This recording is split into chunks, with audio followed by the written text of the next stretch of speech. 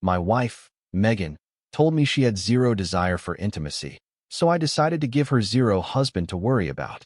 That is exactly what happened. For 8 months, every time I tried to be close to my wife, I heard the same line. I am sorry.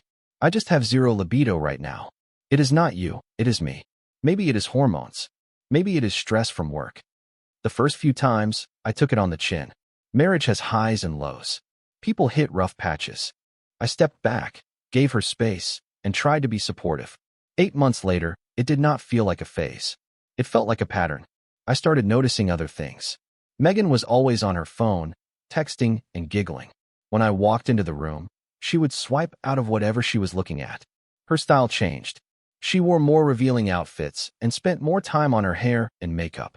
For someone claiming no interest in intimacy, she was suddenly very invested in looking attractive. The turning point came at a barbecue at my buddy Jason's place. While we stood by the grill, he mentioned something that made my stomach drop. He said he had seen Megan at a downtown bar the Friday before, and she was definitely not acting like someone with zero interest in men. He described her laughing, touching a guy's arm, leaning in close while they talked. I had no idea she had been at a bar that night. She told me she was having a quiet evening with her sister, Sarah. That is when I realized I had been played.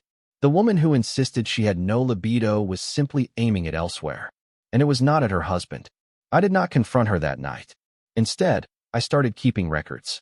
Every lie, every excuse, every time she claimed to be one place and turned out to be somewhere else.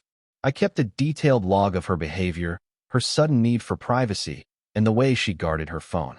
The next week, I suggested a dinner date, just the two of us. I figured maybe a little romance would spark something. Her answer was fast and predictable. Honey, I am not in that headspace right now. My libido is still zero. Maybe we should stay in and watch a movie. That same evening, I watched her spend 2 hours getting ready to go out with her girlfriends. Full makeup, tight dress, high heels.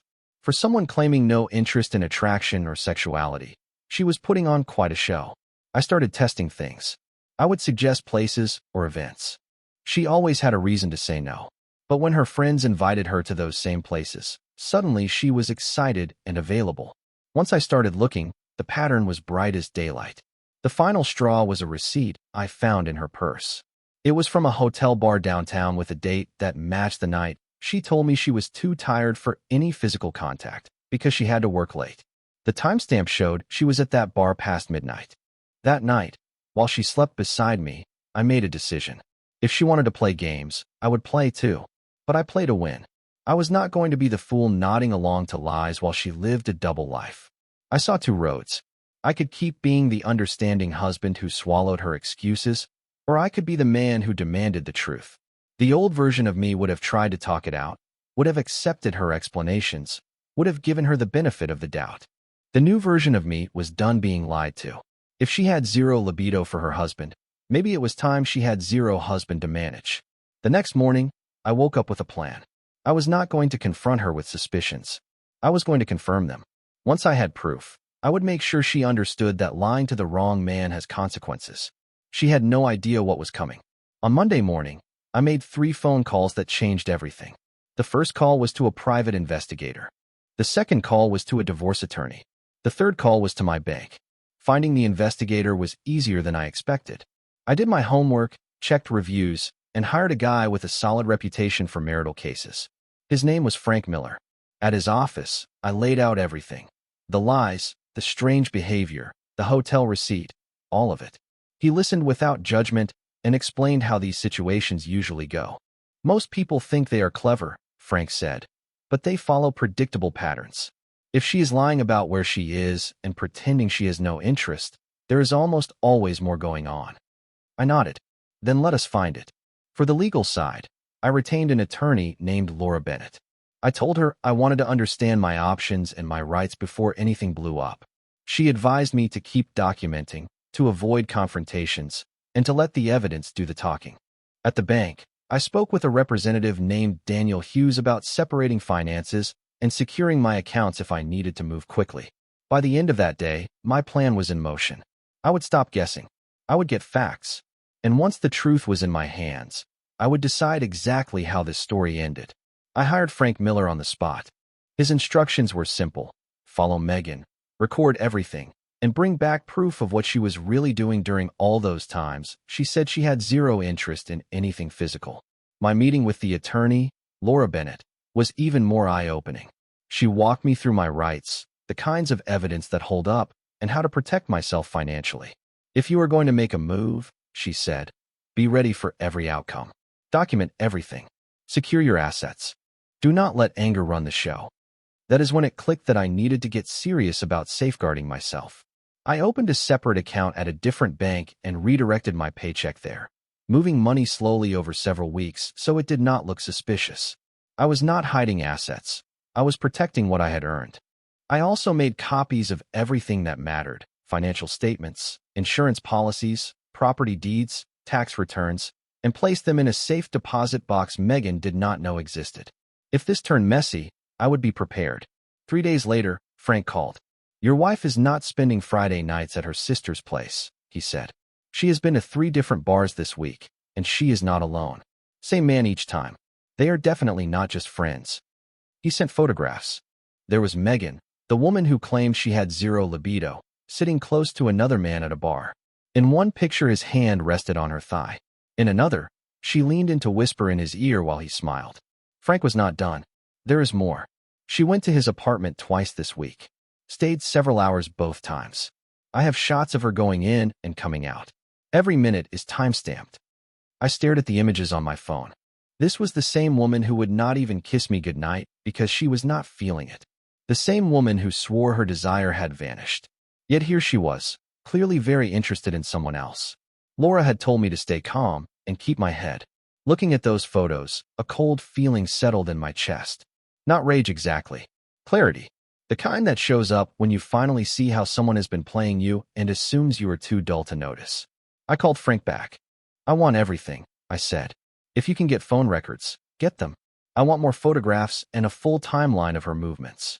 I want to know exactly what she did and when she did it. That will take another week or 2, he said. But based on this, you will have more than enough. Meanwhile, at home, I acted like nothing had changed. I did not probe. I did not hint. I did not let on that I knew. When she said she was going out with her girlfriends, I told her, have fun, and I meant it. She had no idea I knew exactly where she was headed and who would be there. The hardest part came when she drifted in after those girls' nights and kept the performance going. She would spin stories about the movie they watched or the restaurant they tried, laying out polished lies about her evening.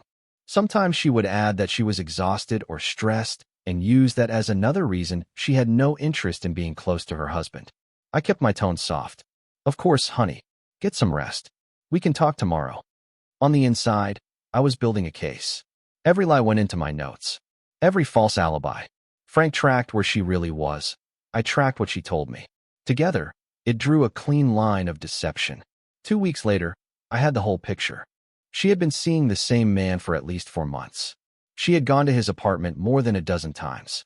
They had met at restaurants and bars. They had even taken a weekend trip that she sold to me as a work conference.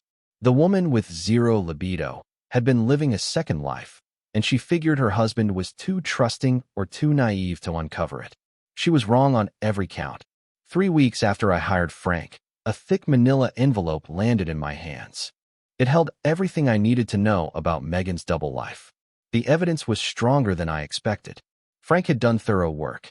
Inside were dozens of photographs, a detailed timeline of her movements, and even audio clips from public places where she met her lover. Every page had dates, times, locations, and context. The images told the story without a single word. The packet from Frank Miller left no room for doubt. One photo showed Megan stepping into the other man's apartment building at 2 o'clock on a Tuesday afternoon, the very day she texted that she would be working late. Another shot caught them kissing in his car outside a restaurant. A third image showed them checking into a hotel together during a trip she had sold to me as business. The most damning proof was a recording Frank captured at a coffee shop. He sat at the next table and let their words tell the story. I put in earbuds and listened to my wife's voice say things that turned my stomach. He is so clueless, Megan said, light and casual. I tell him I have no desire, and he just accepts it. He does not even question it anymore. It is almost pathetic how understanding he is. The man chuckled. Does he not get suspicious when you are out so much? Please, she said. I tell him I am with my sister or having a girls' night. He is too trusting to check. He is so focused on being the perfect, supportive husband that he does not want to look controlling. I paused the audio. The woman I had loved and defended was laughing at my trust.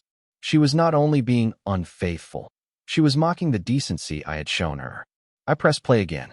The best part is he keeps trying to be romantic, she went on. He plans dinners and date nights. I tell him I am not in the mood, that my desire is still gone. He looks disappointed, but he never pushes. It is perfect. So what is the long game? The man asked. You cannot keep this up forever. I do not know, she said. Maybe I will keep him thinking it is hormones or stress. Men do not understand that stuff anyway. As long as it sounds medical or psychological, he will not question it. I stopped the recording. That was enough. This was not a rough patch. This was a scheme. She had turned our marriage into a joke, and I was supposed to be the punchline. Frank's timeline filled in the rest. For the past 4 months, while Megan told me she had no interest in intimacy, she met this man an average of 3 times a week. Sometimes at his apartment, sometimes at hotels, sometimes for entire weekends that she disguised as work trips or family visits. It was not sloppy. It was calculated. She was not only cheating. She was weaving a net of lies around every part of her life and making me feel broken for wanting my own wife. I laid the photographs across my desk and studied them one by one. There it was, proof that my wife's desire was alive and well. It just was not aimed at me. My attorney's words came back to me. When you have the evidence, do not act on emotion. Step back. Process. Make decisions based on facts and strategy, not feelings. So I did exactly that. I slid everything back into the envelope and locked it in the safe deposit box. Then I went home and acted like it was any other day. When Megan asked how work went, I told her it was fine. When she said she would be out with her sister that evening, I told her to have a nice night. Inside, I was laying out the next steps. I had what I needed, documented proof of the affair, recordings of her ridiculing me, and a timeline that contradicted her every excuse. My finances were secured. My legal plan was ready. She thought she had all the cards, but the deck had already shifted. While she was with her sister, I reviewed everything again. The photos, the schedule, the audio. I wanted every detail fixed in my mind before I moved. In those images, Megan looked radiant, smiling, laughing, at ease. This was not a woman battling medical issues. This was a woman who had chosen to pour her energy anywhere but home. Tomorrow she would learn that choices carry a bill. I had been patient, supportive, and calm for 8 months. I had listened to excuses and given space while she built a secret life. Patience has a finish line. I had crossed it. I waited until Friday evening. She came back from another girls' night, went through the usual routine about how tired and stressed she felt. Perfect timing. Hey, can we talk for a minute? I said, sitting across from her in the living room. I have been thinking about us, about our marriage. She glanced up from her phone, probably expecting yet another gentle conversation about the lack of intimacy. This time, she was going to get something very different. Sure, what is on your mind? Megan asked. I set a folder on the table. I have been worried about the zero desire situation, I said. 8 months is a long time, so I did some homework on potential causes. Her face softened, like she thought I was about to suggest counseling or a doctor's visit. That is thoughtful of you, she said. I did find something interesting. I went on, opening the folder. For example, women with zero desire do not usually spend several evenings a week at downtown bars with the same man. The color drained from her cheeks. She sat up straight. I slid the first photograph into the space between us. It showed her at a restaurant with him, his hand covering hers across the table. This was last Tuesday, I said. The same night you told me you were too tired for any closeness because you had been working late. Her mouth opened, then closed. I can explain. Please do not, I said, and set down the next picture, the two of them kissing in his car. This was Wednesday. You told me you were having dinner with your sister. I kept going, one photo after another, each one lined up with a specific lie she had fed me. Her breathing turned shallow. Panic flickered in her eyes. Where did you get these? She finally managed. From a private investigator I hired 3 weeks ago, I said. Turns out women with zero desire do not usually check into hotels with men who are not their husbands. I laid out the hotel images.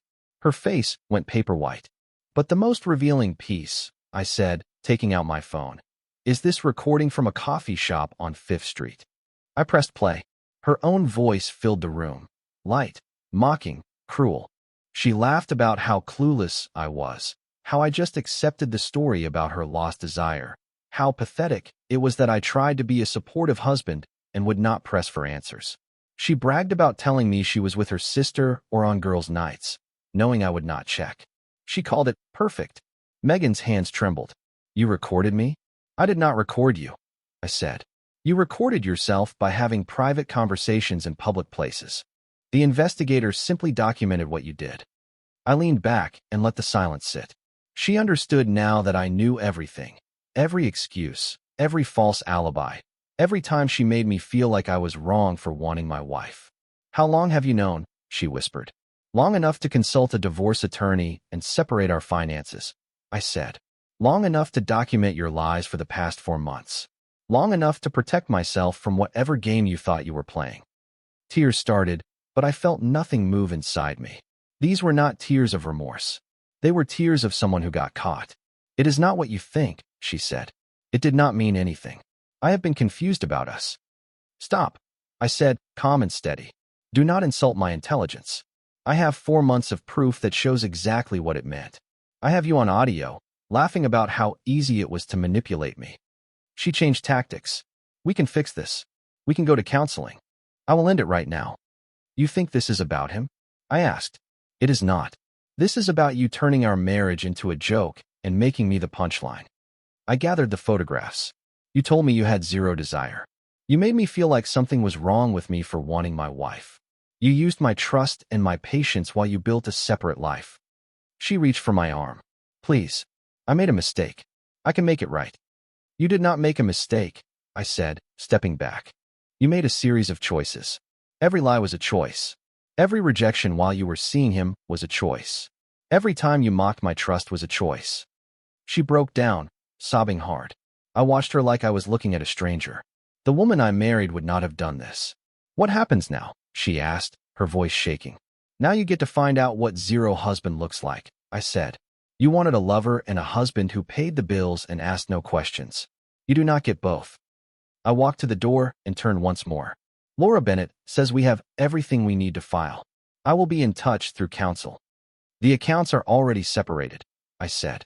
If your boyfriend wants the benefits, he can start sharing the bills. You cannot just leave, Megan said, standing up. This is my house too. Actually, it is not, I said. Check the deed. I bought this place before we got married. It is in my name only. My attorney made sure I understood exactly what is mine and what is shared. The shock on her face said everything. She thought she had been running the game. She never bothered to learn the rules. I trusted you completely, I said. I believed every excuse and every story about why you could not be close to your own husband. I gave you patience, understanding, and support while you made a fool out of me. I opened the door, then paused. You made one fatal mistake. You underestimated the man you were lying to. Some people are easy to manipulate. I am not one of them. I did not leave. I sat back down and watched her scramble for a way out of a situation that was already finished. It was something to see. Someone so sure of her secrets suddenly realizing she had no leverage left. Wait, please listen, she said, wiping her face. I know I messed up, but we can fix this. I will call him right now. I will block him on everything. I looked at her the way I would look at a salesman trying to sell me a car without an engine. You think he is the problem? You think if you erase him, we bounce back to normal? She nodded, desperate. Yes, it was a stupid mistake. It did not mean anything. 4 months of hotel rooms did not mean anything. Laughing about your husband being pathetic did not mean anything. Lying to my face day after day for 8 months did not mean anything. Her face crumpled. I did not mean those things. I was just trying to sound cool. So you were saying you lied to him about how you really felt while you lied to me about where you really were, I said. Do you hear yourself? She started pacing, panic rising. What do you want me to do? Tell me what you want so I can fix this. There is nothing to fix, I said. This is not a puzzle. It is a consequence. I pulled out my phone and opened my banking app. See this? This is my new account. My paycheck goes here now. The joint account has enough to cover your expenses for 30 days. Her eyes widened. You cannot do that. I need access to our money. Our money, I said. I am the one who has been funding it while you invested your time and energy somewhere else. Why would I bankroll a life I am not part of? She dropped onto the couch. This is insane. You are overreacting. People make mistakes in marriages all the time. Mistakes, I said, almost laughing. A mistake is forgetting to pick up milk. A mistake is double booking dinner. What you built is an alternate life with a different man while using me for stability. I walked to the window. Here is the sad part. If you had told me you were unhappy, we could have worked on it. Or we could have ended it like adults. Instead, you made me feel like something was wrong with me. I never said there was anything wrong with you, she protested. You did not have to, I said. Every time you rejected me and blamed your lack of desire, you implied that wanting my wife was unreasonable. Every time you acted like basic affection was a burden, you told me I was asking for too much. She went quiet, like she finally saw the damage past the drama. How long have you been planning this? She asked softly. Planning what? I said. The investigation? The financial safeguards? The divorce? I turned to face her. I started planning the moment I knew you were lying. That is the difference between us. When I see a problem, I act. When you saw problems in our marriage, you found a distraction and kept me for convenience. Her phone buzzed on the table. She glanced down and flipped it face first. I had already seen enough. Let me guess, I said. He wants to know why you are not answering tonight. She did not answer the text on the table, which told me everything. I sat back down. Here is what happens next, I said. The divorce filing goes in Monday morning. With the evidence I have, Laura Bennett says it should be straightforward. You can take what is truly yours. Everything else stays with me. Where am I supposed to go? Megan asked. I hear your boyfriend has an apartment, I said. Might be time to see if he can support the lifestyle he has been enjoying. Her face went pale. You do not understand. It is not like that with him. We never talked about anything serious. So the man you have seen 3 times a week for 4 months, the man you were intimate with while refusing your husband, never discussed anything beyond casual fun? I said. She looked down at her hands. It was just fun. It was not supposed to be complicated. Congratulations, I said. It just got complicated. You do not get to keep a husband for security and a boyfriend for excitement. You pick one. I stood and headed for the stairs. I am packing a bag and staying at a hotel tonight. Use the time to figure out your next move, because Monday morning changes everything. Do not do this, she called after me. I love you. I made a terrible mistake, but I love you. I stopped on the steps. You love the security I provide. You love a reliable person paying the bills while you play pretend. But you do not love me. If you did, you would not have spent 4 months making me feel inadequate while you gave another man what you told me did not exist. She followed me up the stairs. What if I prove I have changed? What if I show you I choose you? I opened the closet and packed. You already chose, I said. Every lie was a choice. Every secret meeting was a choice. Every time you came home and played the loving wife was a choice. I zipped the bag. Now you live with the consequences of those choices. I get to live without them. Monday at 9, I was in Laura Bennett's office. The divorce papers were filed by 10. By noon, Megan was served at work. Frank Miller had suggested serving her there, and I saw the logic. Public behavior, public consequences. She called me 17 times that day. I answered none. The next few weeks showed me exactly who she was without the act. When it sank in that I was not coming back and there would be no reconciliation, the tears dried up and the demands began. She hired a lawyer and claimed she deserved half of everything, including the house she never paid into. Her attorney soon explained that documented infidelity does not help, especially when paired with proof she was financially dependent while running an affair. The highlight was her bid for temporary spousal support. The judge reviewed the record, photographs, timelines, and the audio of her mocking me for being supportive, and denied it flat. Judges do not reward people who exploit a spouse's trust and then demand a paycheck. Meanwhile, her relationship with the other man fell apart in under 2 weeks. Turns out he liked the thrill of an affair, not the reality of a full-time partner or the responsibility of helping pay bills. Once she was single and needed stability, he vanished faster than her story about no desire. She tried to circle back through mutual friends, saying she had learned her lesson and wanted to make it right. I let the friends talk. I kept my distance. The facts were already on the table, and so were the consequences. I made sure the truth was clear to anyone who needed to hear it, not out of spite, but so people would not get pulled into her stories if she tried to spin them. The divorce wrapped up in 6 months. Megan kept her personal items and her car, which she was still paying off. I kept the house, my retirement accounts, and my self-respect. The settlement matched the facts. Nothing more, nothing less. 3 months after the papers were signed, I saw her at the grocery store. She looked worn down, older somehow. She started toward me, said my name once, but I kept moving. I had said everything that needed saying. Later, friends mentioned she was struggling with money and had moved back in with her parents. The double life had met real life, and the bill came due. Meanwhile, my life got lighter. I remembered what peace at home felt like. No second-guessing stories, no wondering which lie I was being handed that night. I stopped questioning my own worth every time my wife pretended a medical issue explained away her rejection. 6 months after the divorce, I met someone new. Her name is Kelly. She is straightforward about what she feels and what she needs. She does not treat marriage like a game where one person gets comfort and the other gets excuses. The contrast was striking. When Kelly said she was tired, she actually went to bed early. When she said she was out with friends, that is where she was. When she said she loved me, her actions lined up with her words. That is when I saw the deeper damage my ex had done. Not just the affair, but the daily lying and the little manipulations that twist your head around. Living with a liar changes you.